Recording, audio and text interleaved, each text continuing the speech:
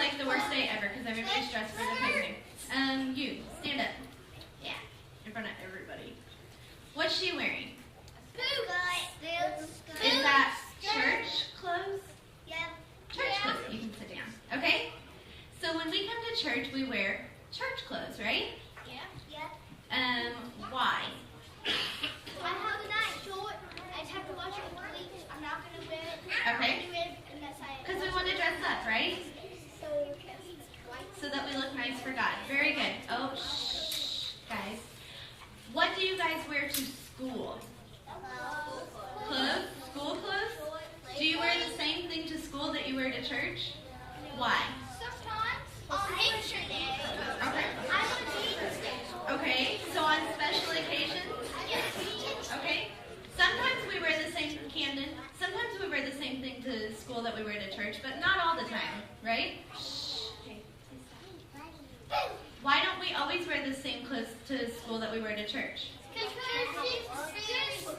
Because church is special. You don't want to overdo it at school, right? Yeah. That wouldn't be good, right? You don't want to get your church stuff dirty at school, right? Yeah. Okay? But today some of us wore regular stuff because it's a picnic. Yeah. Hey, let's not hit, okay? Now, what about whenever you go outside to play? Do you wear your church clothes to go outside and play? No! Why? Okay, so you don't want to get it dirty, right? Would your church clothes, hey girls who wear dresses, would your church clothes kind of get in the way of whenever you're playing outside? Yeah, it would kind of be annoying to have to worry about your church clothes outside, wouldn't it? Y'all see where I'm going? You're going to be upset in a minute. What about whenever you go swimming or you're at the lake? Do I wear my church clothes to the lake? Why? They get messed up or they could get wet. Okay. It's weird. It would be weird to wear your church clothes to the lake, right? And it would be a little bit silly because that's your time to relax, right? You don't want to have to worry about your church clothes whenever you're at the lake, right? Yeah. Okay. What if I told you, and all the adults are about to groan, what if I told you that your church clothes represent how much you love Jesus? Oh, you see what I did there. Okay. What if our church clothes represents who we are as a Christian? Would you only want to wear them on Sunday morning for church? No. Whenever we go to Whenever we go to school, whenever we go outside to play, whenever we go to the lake, our church clothes, who we are as a Christian, always has to be number one. Okay?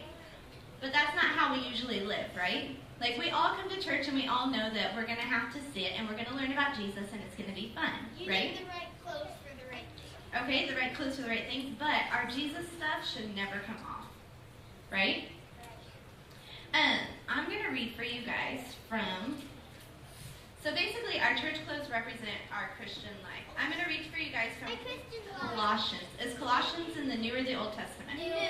New. Very, very good. I'm going to read from you from chapter 3. Okay, and it says this. Oh, this is God's word. We have to be quiet. We want to listen good. Okay. Therefore, as God's chosen people, holy and dearly loved, clothe yourselves with compassion and kindness, humility, gentleness, patience.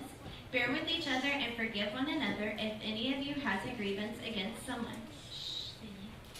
Forgive as the Lord forgave you, and over all these virtues put on love, which binds them together in perfect unity. Okay? So today, don't pull the microphone, please. Today, David's going to be talking about our church clothes. Okay? And what I want for you guys to remember is that you come to church and you look nice for God, right? Because you always want to do your best for God, right? Well, I'm not saying you have to wear your Sunday dress or your Sunday suit outside to play. But we need to do our best for God even whenever we're at church, whenever we're at school, whenever we're playing, and even when we're at the lake. Okay? We always want to do our best to represent God and to shine for Him. Can you guys agree with that? Very, very good. Okay, so today, 26? Okay. What you guys are going to get is you're going to get one of these little t-shirts. Okay? And what you're going to do is I want for you guys guys to decorate this shirt for me while David's talking, okay? And I want for you guys to write down all the different things of what you love about Jesus and what you can do for him, and you can just decorate this shirt, okay? Sound good? Okay, so can you guys make me a really nice, polite line where we show compassion and where we show love? Yes. Okay.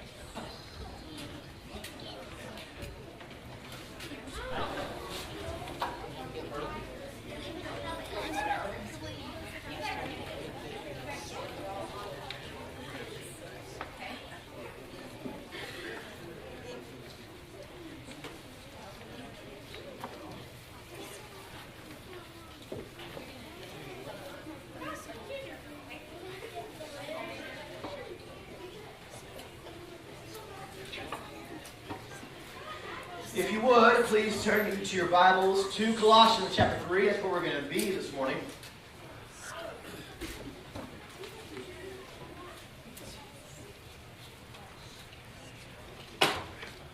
Colossians 3, we're going to be 1 through 17. This is the idea. I know we had some pretty good preaching this week at Revival, and I can't compete with that, so I'm going to try to go shorter. Is that all right? Maybe you'll like me one in. Okay? I know I can't preach that way, so I will try to save time. Because we got fish to catch today.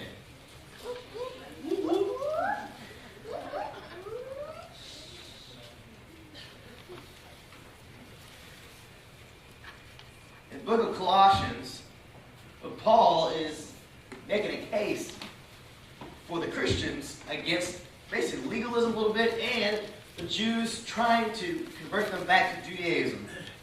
He doesn't want them to have to follow all the regulations and laws and rules of being a Jew. So he tells them, being a Christian is not about what you eat, what you wear, and the festivities and activities that you partake in. Being a Christian is all about Jesus and what he's already accomplished in your life. And so that's a hard thing to grasp. I want you to think about it for a moment. The Jews grew up following all the laws and regulations in this book. Well, the Old Testament. And so when someone comes in and changes the whole paradigm of what you've learned, it's kind of hard to keep with that. You don't want to follow that. You know, when they told me that if you want to get rid of the bitterness of coffee, you add a little bit of salt. I tried it. And it did. The bitterness was gone in the smooth cup coffee. You ever tried that? Let's just shake a salt, stir it up. Now, if you don't add sweetener, you got salty coffee. Alright, just so you know. But if you add sweeteners, the bite of coffee is gone. But I don't do that very often. Because I've never done that until like last summer. I did it twice. I haven't done it since. But that's the Jews. They're used to these laws, these rules. You have to do certain things. And here comes Paul, and he's telling them, all you got to do is believe in Jesus. And that's it. You don't have to offer sacrifices. You don't have to do these certain activities, events. You can remember the Passover, that's fine. But you don't have to do anything else. All you have to do is love Jesus, and he's forgiven you. That's really easy, real simple. But the people there in Colossae are very upset that Paul's making it that easy for them. So here's what I would like to do. Let's read Colossians 3. We're going to read 1 through 17. I know it seems like a lot, but it's going to be all right. Colossians 3 says this. Since then, you have been raised with Christ. Set your hearts on things above, where Christ is seated at the right hand of God. Set your minds on things above, not on earthly things. For you died, and your life is now hidden with Christ in God. When Christ, who is your life, appears, then you will also appear with him in glory. Put to death, therefore, whatever belongs to your earthly nature. Sexual morality, impurity, lust, evil desires, and greed, which is idolatry. Because of these, the wrath of God is coming. You used to walk in these ways in your life you once lived, but now you must rid yourselves of all such things as these. Anger, rage, malice, slander, and filthy language from your lips. Do not lie to each other, and since you have taken off your old self with its practices, and have put on the new self, which is being renewed in the knowledge of the image of its creator. Here there is no Greek or Jew, circumcised or uncircumcised, barbarian, Scythian, slave or free, but Christ is all and is in all. Therefore, as God's chosen people, holy and dearly loved, clothe yourself with compassion, kindness, humility, gentleness, and patience. And bear with each other, and forgive whatever grievances you may have against one another. Forgive as the Lord forgave you, and over all these virtues put on love, which binds them all together in perfect unity. The peace of Christ rule in your hearts. As members of one body, you are called to peace, and be thankful. Let the word of Christ dwell in you richly as you teach and admonish one another with all the wisdom, and as you sing psalms, hymns, and spiritual songs with gratitude in your heart to God. And whatever you do, whether in word or deed, do it all in the name of the Lord Jesus, giving thanks to God the Father through him. And Paul makes a case. He says, hey, don't worry about all that stuff you've been doing, but hey, you've been raised with Christ. It's okay. Everything's different. So, therefore, since you've been raised with Christ, set your mind on things that are of him. Think of that. What does it look like? What does it mean to set your mind on things of Jesus? Well, I don't know. He starts throwing these things out there, though. He says, just think of Jesus. All right? Well, what's his life look like? Well, it looks like love, first of all. How often do you think of love, church? How often does love just consume your mind? I'm not talking lust. I'm not talking any sort of infatuation. I actually mean love. What does love look like to you? Do you think of it? Philippians says, whatever is true, whatever is noble, whatever is pure, whatever is clean, think of those things. Do you think of clean things throughout the day?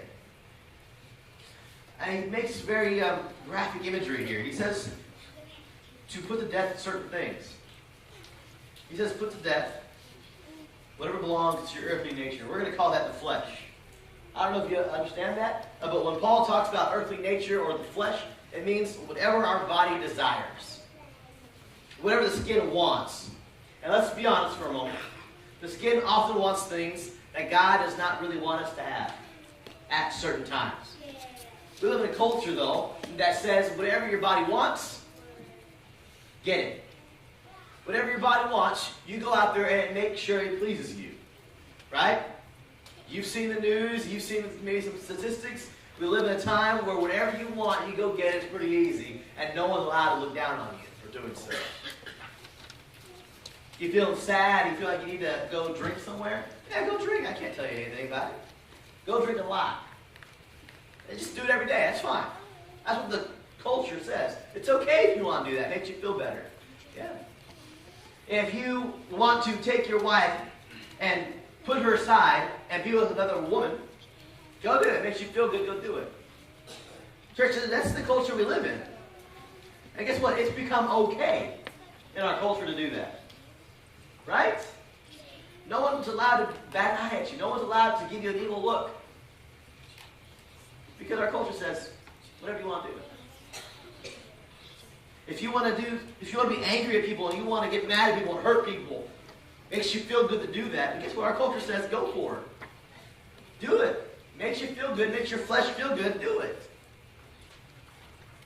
Well, Paul's telling the Christians, he says to them, put to death your sinful nature. I'm not sure. When I was about 8, my friend and I were in my front yard. And we had a lot of lizards in our front yard, in my yard. And this lizard was running around the yard, and we got a rock. I just threw that. Boom!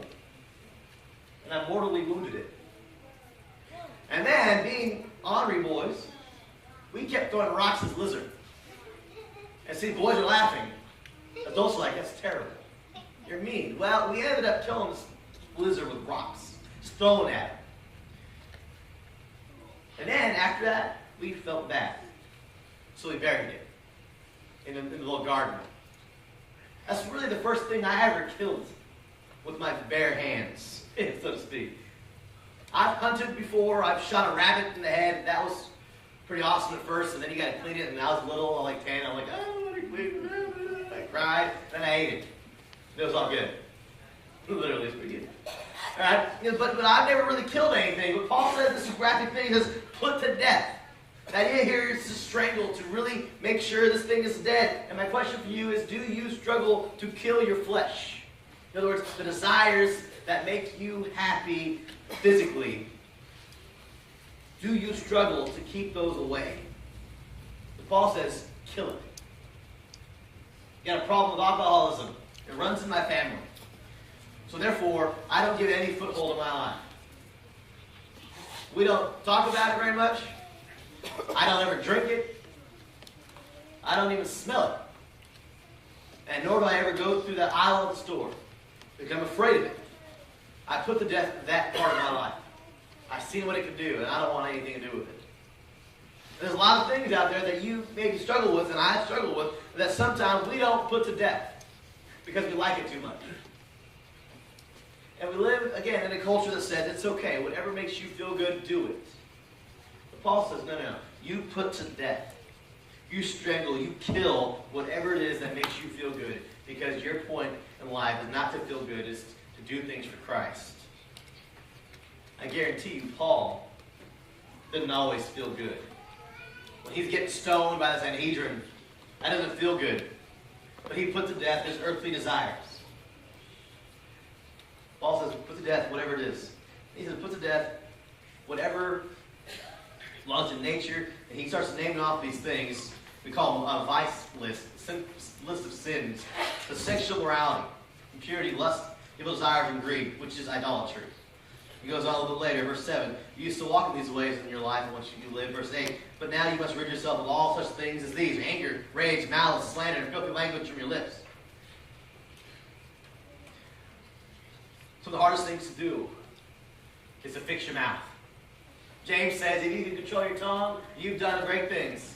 You can do even greater things. Because the tongue is the hardest thing to change. And Melinda and I have had conversations over and over again about how hard it is to tame the tongue. And some of you know better than I do. I never had much of a filthy mouth. I wasn't allowed to. Even in private, I didn't have much of a filthy mouth. But my wife said she did. She did. She had a filthy mouth. And she honestly said, it's the hardest thing to overcome. And we talked to someone this week who said the same thing. He said, I love Jesus, but the hardest thing I ever had to do is get over not saying certain things. The mouth is hard for some people. Some people it's not as hard. But there's other things for you that are hard. And so he says here, he says, all these things, all these things have got to be put aside.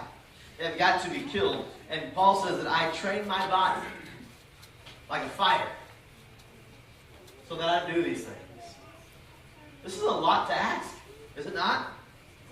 There's over 20 different lists of sins in the New Testament.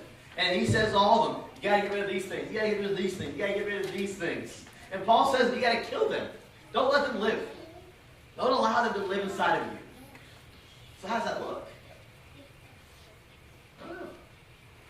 I would like, let's do Ethan and Kendall. Come here. We're going to have a little fun with you guys. Okay? We're going to play dress up. Alright, why don't you take a seat real quick on the step there.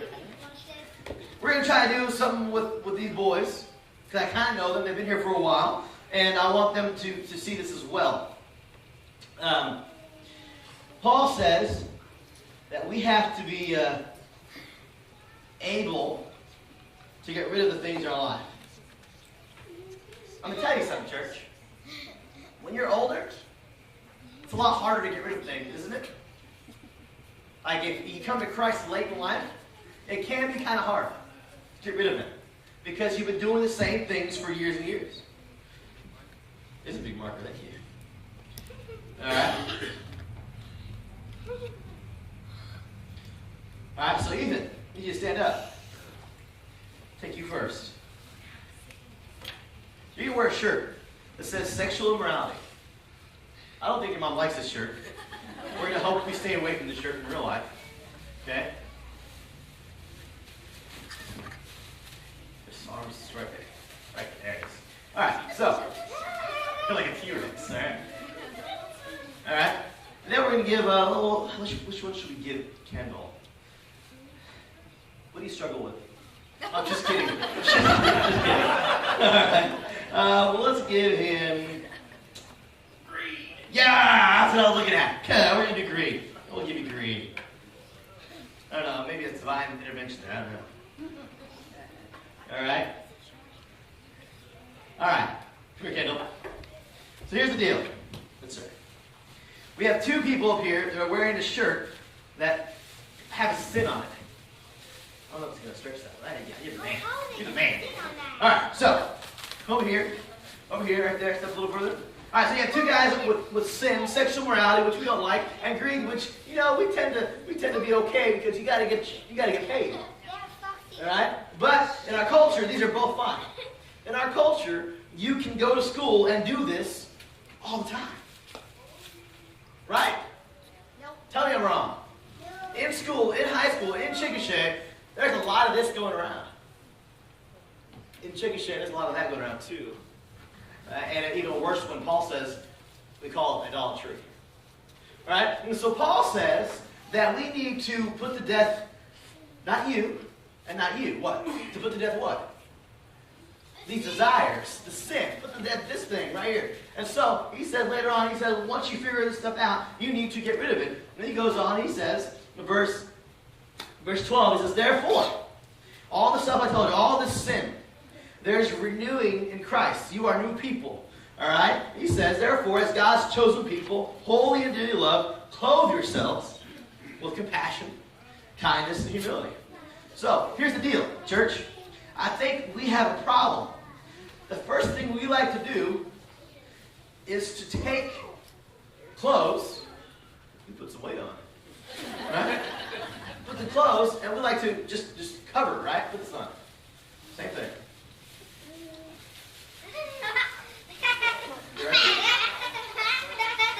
Right? So we like to cover. Come on, son. What are you doing? You're stuck in a bag. All right, there we go. All right, we like to cover the sin. But the problem is, when we cover sin, what happens? It's still there. The kids are figuring this out. Come on, people. Good way there. All right? All right? And so we still see it.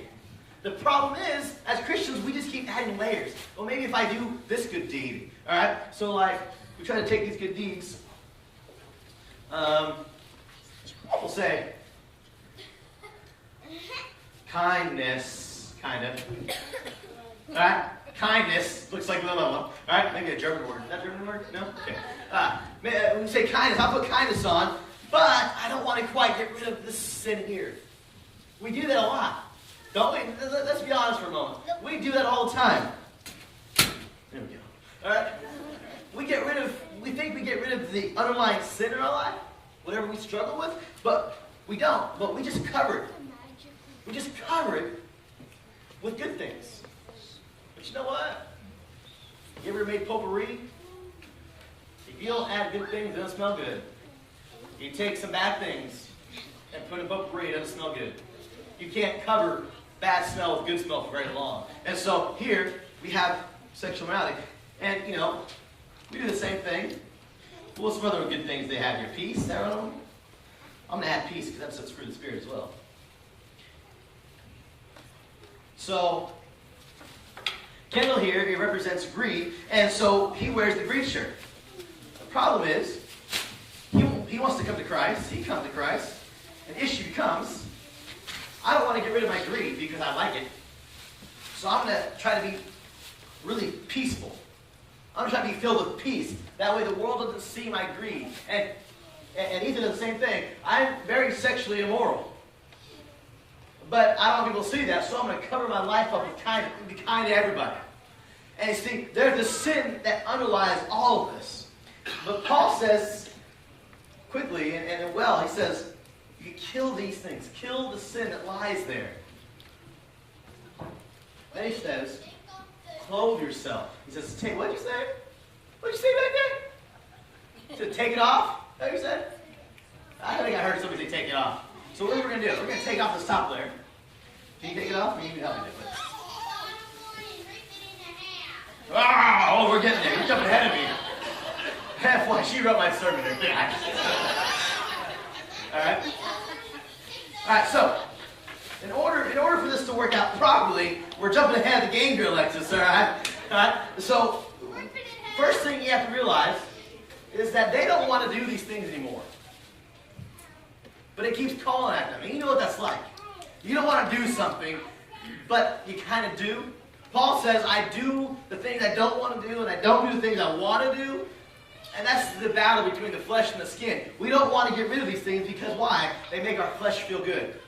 And that's the honest truth. They make us feel good inside and outside. Did you get that? You know that. And for whatever sin it is for you, it is. So put your sin on their shirts and you wear the shirt for a while. All right? Paul says you got to get rid of it. You can't mask it. You can't cover it up at all. You just got to kill it. So rip those off. Go ahead, rip them off. You don't want this anymore in your life. All right, you're done. You can't do that. There you go. Keep going. Let's go. Hulk Hogan. Let's do this. All right? More. All right, so here's the sin, and this is literally what you ought to do to the sin that entraps you in your life, is to literally rip it off. Put it to death. Could you do that to your sin? Absolutely you can. It's a choice. It's a want to. Do you want to get rid of these things that weigh you down? Because guess what? Too much greed makes you kind of depressed. I'm not going to lie. You can talk to millionaires and read stories about millionaires and billionaires. Greed has ruined their life. They wish they didn't have so much money because they focus their life on it. And sexual morality, there's endless things that can happen when you're sexually immoral. That's the truth. And there's probably people here who can teach me more about it than I can. That's true too. And so we have to put to death. And that was kind of vicious. Could you imagine ripping the sin out of your life? That's exactly what Paul calls for. To rip it out. You don't need it. Because you cannot be a Christian with those things in there. You cannot be a very good Christian with those things in there. And so the idea is, get rid of that stuff, and you put these back on. You're going to pick that up. Yes, I am. I am going to pick that up. All right? And so, now, when they put their clothes back on, like Paul says, clothe yourself. Now that they've removed the sin from their life, all you see is kindness in them. All you see is peace in them. And that's the whole point of the story. Is Paul makes it clear that you have to get rid of all the things in your life. Not get rid of them. You have to kill them. You have to destroy them. You have to show them that you're in charge of your body, not that. And then you have to clothe yourself with these things that Christ calls for. He says, therefore, as God's chosen people, let's not skip over that. You're chosen. God chose you. He chose you through the death of His Son. And you come to Him, you're His. Bottom line, I chose you by killing my Son and putting Him on the cross, and His blood may wash you. You are chosen people. Alright? And so here he says, therefore, as God's chosen people, holy and dearly loved, clothe yourself with compassion, kindness, humility, gentleness, and patience. And bear with each other, and forgive whatever grievances you may have against one another. Forgive as the Lord forgave you. And over all these virtues put on love, which binds them all together in perfect unity. You see, church, we're really good at trying to hide sin. We're really good at trying to mask the things that are taking us away from God. And we're even really good at doing good things, right? We're really good at being nice and being spiritual. But oftentimes, we're really good at being spiritual when people are watching. The trick, though, and you know this, the trick is doing it when nobody else is watching. When you go to Walmart, and you know what it's like at Walmart, can you be Christian there? Can you have kindness? Can you have peace at Walmart? I dare you to try. All right? But there's a trick. The trick here is that we bind this together with what? Love. What? Love. Love. Let's sing good. My head falls a little small for you there. There you go. You're good. All right? Because as time goes on, the greatest thing that we have as Christians is love. Because Paul says in Corinthians that if we have everything else but have not love, it doesn't matter. And so, church, I beg you to put to death the things that are of your sinful nature. Put to death the things that make your flesh feel good. Rip them up, toss them aside. You show them that you're the boss, not that. And clothe yourself with kindness. I would say peace, but overlay that with love. That's what Christianity is all about. That's what Paul is saying. So your problem with your filthy mouth,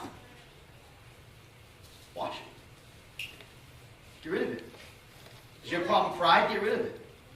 You can put yourself in a position where you have to get rid of it. And cover yourself with love and kindness, love and peace. Above all things, you must put on love. And church, just let the peace of Christ rule in your life, in your hearts.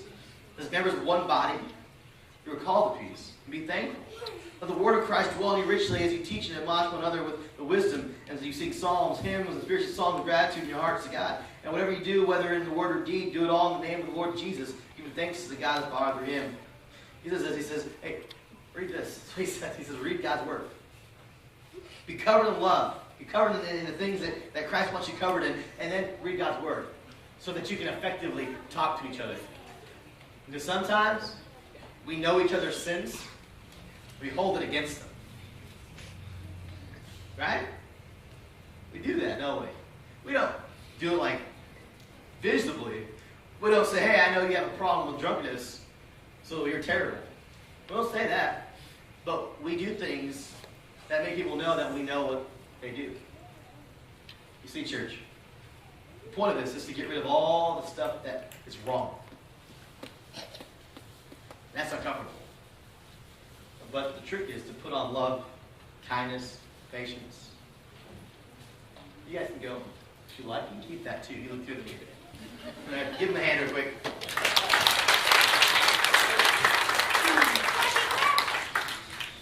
Church, the bottom line is this. We want to see God glorified in our area, in our culture, in our world, in our place.